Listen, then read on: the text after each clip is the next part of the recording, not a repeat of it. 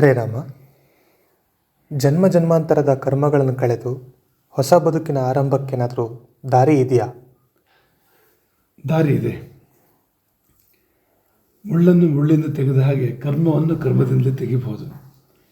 ಯಾವ ಕರ್ಮವನ್ನು ಎಂಬುದು ಪ್ರಶ್ನೆ. ಕರ್ಮಗಳು 3 ವಿಧ: ದೃಢ, ಅದೃಢ ಮತ್ತು ದೃಢಾದೃಢ. ಈ ಅದೃಢ ಕರ್ಮಗಳು ಅವು ರೂಢ ಮೂಲ ಅಲ್ಲ. ಅವುಗಳನ್ನು ಖಂಡಿತವಾಗಿ ಬೇರೆ ಕರ್ಮದಿಂದ ಪರಿಹಾರ ಮಾಡೋಕ್ಕೆ ಸಾಧ್ಯ ಇದೆ.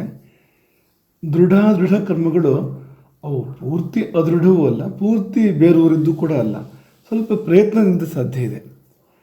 ಇನ್ನು ದೃಢ ಕರ್ಮ ಬಹಳ ಗಟ್ಟಿ, ಅದನ್ನು ತೆಗೆಯೋಕ್ಕೆ ಅಸಾಧ್ಯ ಅಲ್ಲ, ಆದರೆ ಬಹಳ ಬಹಳ ಬಹಳ ಕಷ್ಟ ಇದೆ, ಆ ರೀತಿ ಹೇಳ್ಬೋದು.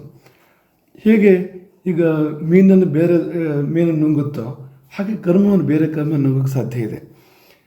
ದೊಡ್ಡ ಮೀನು ಚಿಕ್ಕ ಮೀನನ್ನು ನುಂಗೋ ಹಾಗೆ ಬಲವತ್ತರವಾದ ಕರ್ಮ ಬೇಕು. ಇನ್ನೊಂದು ಕರ್ಮವನ್ನು ನುಂಗುವಾಗ ಬಲವತ್ತರವಾದ ಕರ್ಮ, ಪ್ರಬಲವಾದ ಕರ್ಮ ಇದ್ದಾಗ ಅದು ಇನ್ನೊಂದು ಕರ್ಮವನ್ನು ನುಂಗೋದಕ್ಕೆ ಸಾಧ್ಯ ಇದೆ. ಹೀಗೆ ಕರ್ಮದಿಂದಲೇ ಕರ್ಮವನ್ನು ಗೆಲ್ಲೋಕ್ಕೆ ಸಾಧ್ಯ ಇದೆ.